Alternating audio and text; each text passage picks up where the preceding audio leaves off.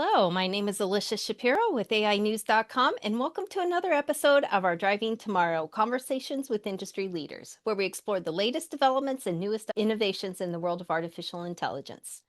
Today, I'm excited to be speaking with Jeff Nang, a music producer and sound designer whose credits include work with Disney, Universal, Sony, and Ninja Tune. He's also the co-founder and head of marketing at Controlla Voice, an AI vocal tool platform that's helping creators reimagine what's possible with voice in music production. Jeff joins us today as one of the judges for the new Future Sound Awards, the latest initiative from the Fanvue World AI Creator Awards.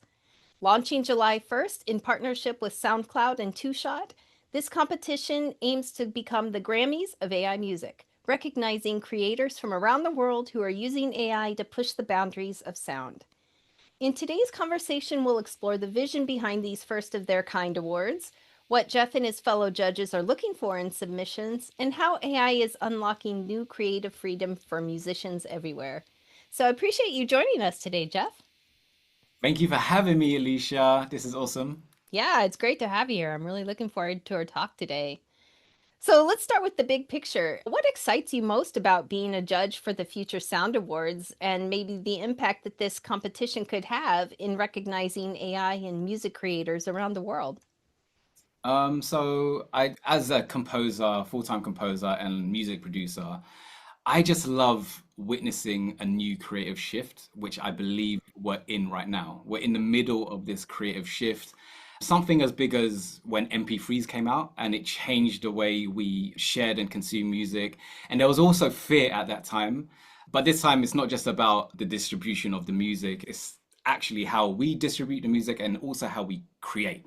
Mm. And that's what's really exciting me at the moment. And being part of the Future Sound Awards, it just means that we get to spotlight artists and new thinkers who are actually using AI not just as a shortcut, Mm. but also as a tool to just break down those boundaries and also tell new stories through it and just reshape music of how it is right now. And I think we need that. We need a new surge of creativity and tools to help us through. And I feel like these awards, they'll give recognition to a lot of the creators that are ahead of the game, like two steps ahead, using all of these AI tools.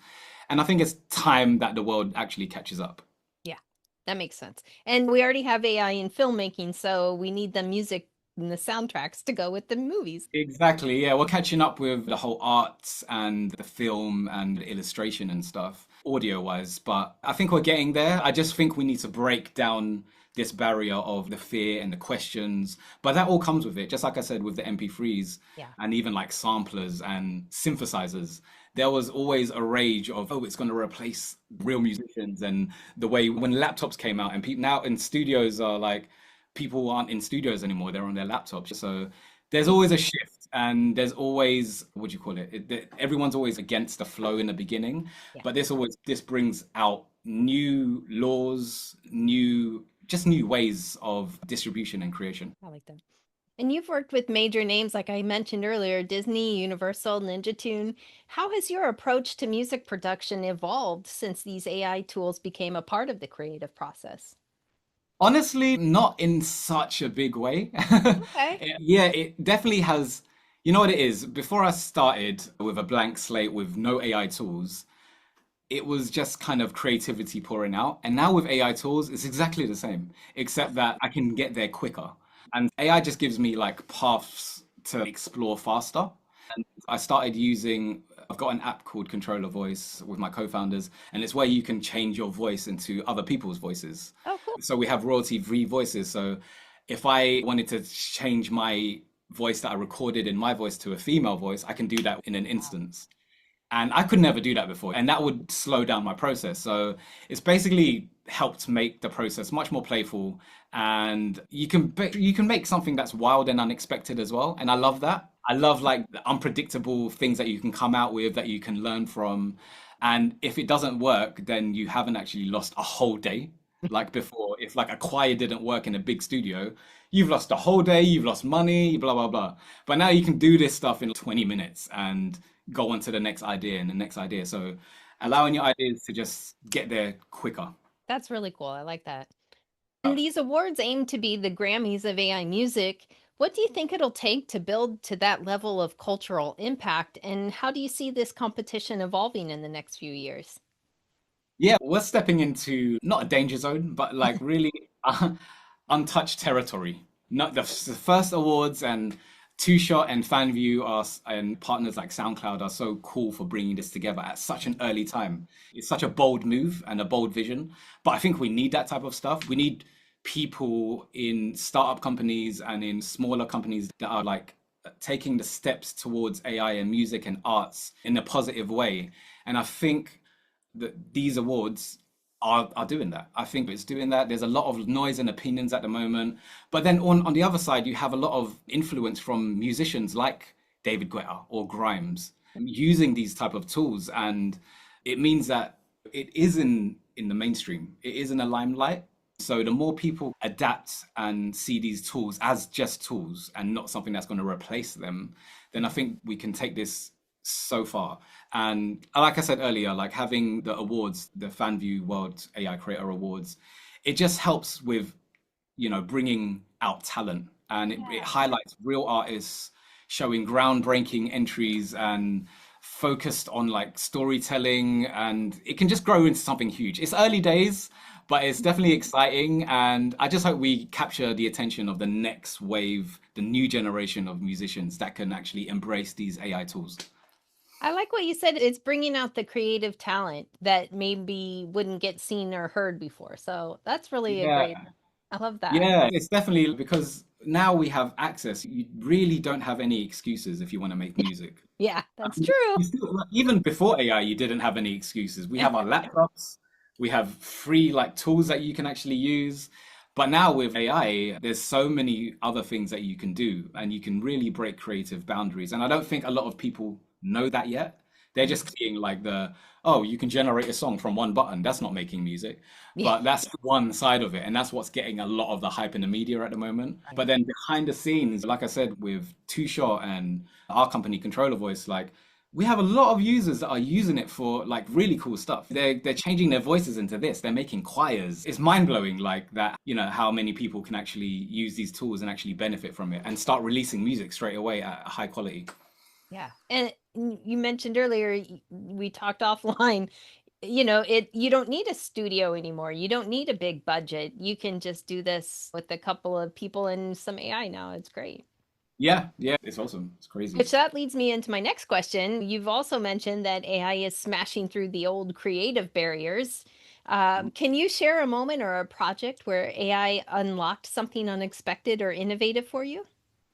Yeah, again, going back to, I think I always go back to this because it was one of the first features that I used, which was swapping my voice. Mm. That was like, I'm a content creator as well. And I started making content like 2 years ago, and I Mhm. managed to grow my audience mainly because I was talking about AI music tools and Mm. people loved it. And one of the ones that used to really do well as a post was me swapping my voice into an instrument. So I could literally like sing in a flute melody. You said you played flute earlier, Yeah. right? So now I would go doo doo and then press swap voice on controller voice, and then it would just go into a flute. Oh my gosh, how cool is Yeah, that? crazy. And obviously, you still have to be good at singing in the initial input of Right. you, yeah, mimicking a flute. And with the help of like auto tune and all of this stuff, you can make it sound perfect. Mhm. And so that was mind blowing to me. A flute, trumpet, and then I started getting into swapping my voice into like huge choirs. So I recently done a project for an electronic dance act, and they asked me to do a choir for them because they've seen all of my choir videos on Instagram and TikTok. They were like, "Oh, you're the like master of choirs. Can you make me a choir?" And I was like, "Sure." I don't have access to a choir, but I was Yeah. like, they wanted me to use my AI choir, so I created them a whole AI choir, and it sounded crazy. It sounded like a choir in a stadium. And I did it within a couple hours with no budget, really. You just have to be really good, okay at singing and understanding layers. So there's definitely still a human touch. But yeah, that was mind blowing for me. Mind blowing that I could actually get inquiries for it and then actually produce something in less than a few hours. Yeah, pretty mind blowing and Mhm. pretty insane. For those who are maybe thinking about submitting an entry, what are you and the judges looking for in entries to the Future Sound Awards, especially when it comes to authenticity and creativity in the AI generated music? Yeah, a lot of people would think like, how do you actually judge something like this? Yeah. Because it's almost the entries are they're using the TwoShot app, which is another music platform where you can create so many different things in there. In order for them to enter, they have to like use a lot of the tools on the TwoShot app, and there's a lot of users on TwoShot as well. Great platform. And one of the main things we've spoke about it with the judges is authenticity. It definitely has to sound authentic. The lyrics can't just be like copy from ChatGPT. We can tell we've been using ChatGPT for a long time. We know when it sounds Yeah. ChatGPT keys. We're obviously looking for polished outputs and we're looking for mainly intention. Having intention behind the music, behind the style, behind the taste, the choice of lyrics, choice of melodies, all of this can be edited within AI. Nice. So we're definitely looking for a lot of that and not just mimicking what's there, not just song generating and then it comes out. You can, it's basically not too far from music, from like real music that you would hear now, because there's still a lot of human cues that would need to be taken. You still need to like input certain things from a human, certain inputs from a human to make it tasteful and to make it sound pleasant and to make it sound emotional and all of this. Yeah, but definitely someone who's treating AI as an instrument and not, yeah, not just as a whole band. That makes sense. Yeah. And I'm sure you hear this a lot, and I think you've alluded to it in a couple other questions. But some people still worry that AI is going to replace musicians or take away the human touch. What do you say to those concerns? I used to feel like that as a real music producer, composer. I've been in the industry for a while and I've seen the shifts as well when certain tools come out and there's a lot of fear and there's a lot of like everyone's holding back. But it's a more chance to be creative, man. And I think it gives us more access as well.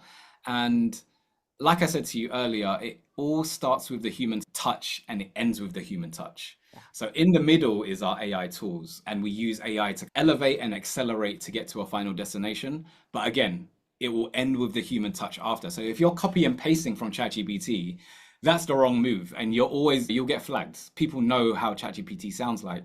Same with music. It will start with a prompt and it will start with a few human touches in the beginning, and then you use AI to clean it up, to make it better, to put it in a more digestible structure. And then you finish it with the human touch. Okay, I don't like this. I like that. I don't like this. And I definitely think it's not going to take away the human touch if you let it. Yeah, Okay. real musicians. And I speak to a lot of being a content creator. I have a lot of musicians from all different levels asking me questions about AI. And it's funny that a lot of the more established musicians that are really doing this full time, they're really embracing it because they're a bit bored of their normal way, their normal process of creating. And so new tools like this, being like a musician anyway, you're always going to be into tech. You have all of this gear, you have a laptop that is probably one of the most powerful laptops. You have Mhm. like all of the new plugins and tools within a laptop. So you're always like looking for the newest thing that can help your process more linear and more Yeah. kind of systemized. So AI was that thing 2 years Okay. ago. Everyone was like, oh, I need to try this. It's going to help me do this and help me do that. And it did. And now it's getting even more better. So if you're not riding the wave, you're honestly just going to get left behind Yeah. because it's actually here and we all know that it's here to stay. And the only way you can keep up with everything is just to ride the wave as well and Yeah. embrace it and use it as a tool and find the creativity in it because there is creativity in it. It's not just a Mhm. one touch song generation. Here's your song. It's more Yeah. than that. Can you push a button and generate an AI song? Sure. Is it going to Yeah, be good? Not really. not really. Not when there's hundreds of thousands, maybe millions getting generated every day. Yeah. Yeah. How do you stand out? Again, you have to stand out by being human or True. being a brand or being tasteful. So many like different elements that a lot of people are just disregarding and they're not really seeing the bigger picture. And I understand, man, like when I first saw all of these AI tools come out, I was like, uh-oh, what am I okay, I have to make my own app then.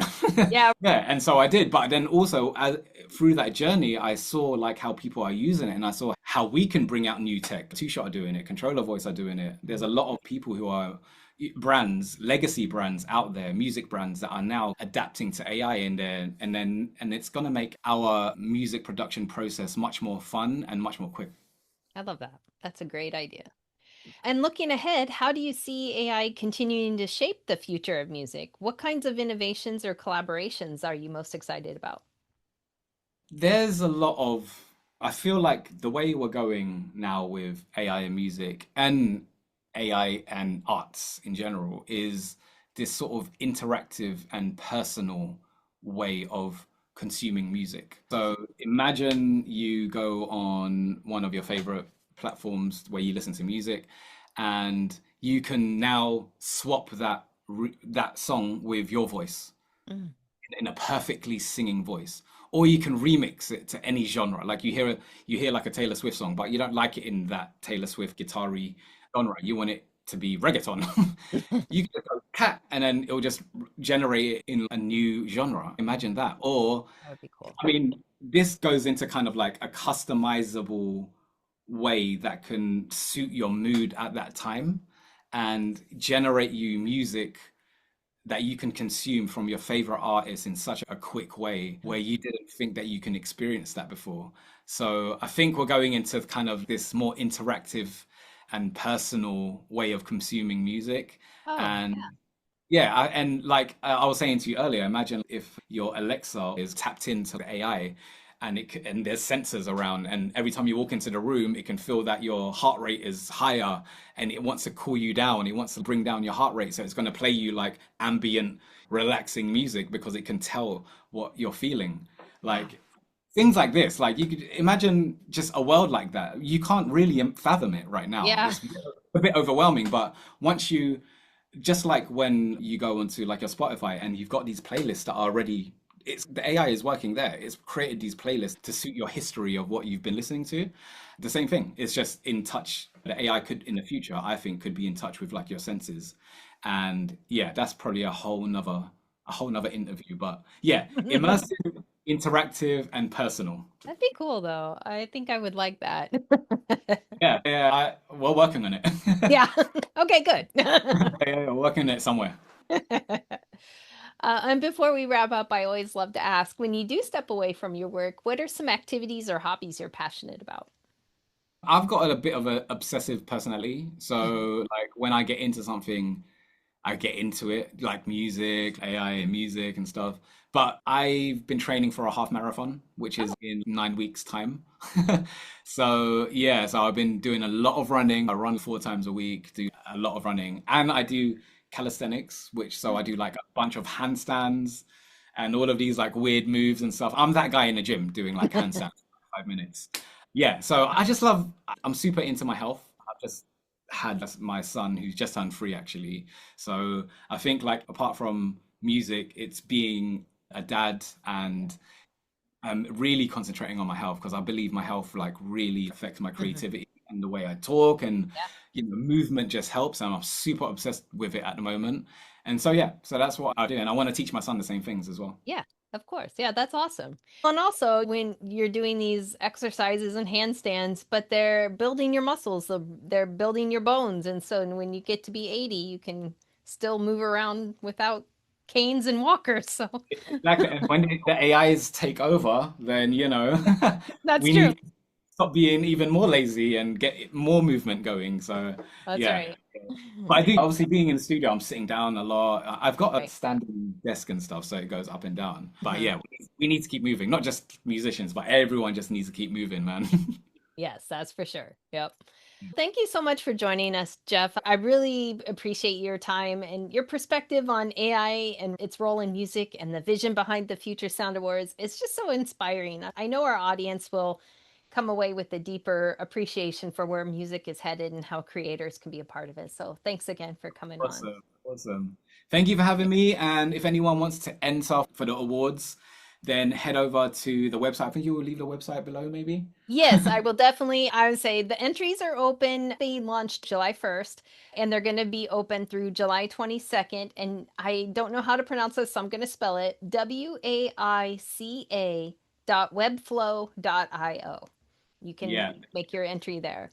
There you go. And we're open to all genres. We want to hear it. We just want to hear boundaries being pushed with all of this new AI tech and tools. So yeah, have fun. Like the main thing is have fun. Yeah, I love that. You keeping you connected to tomorrow. Today, this is Alicia with AInews.com.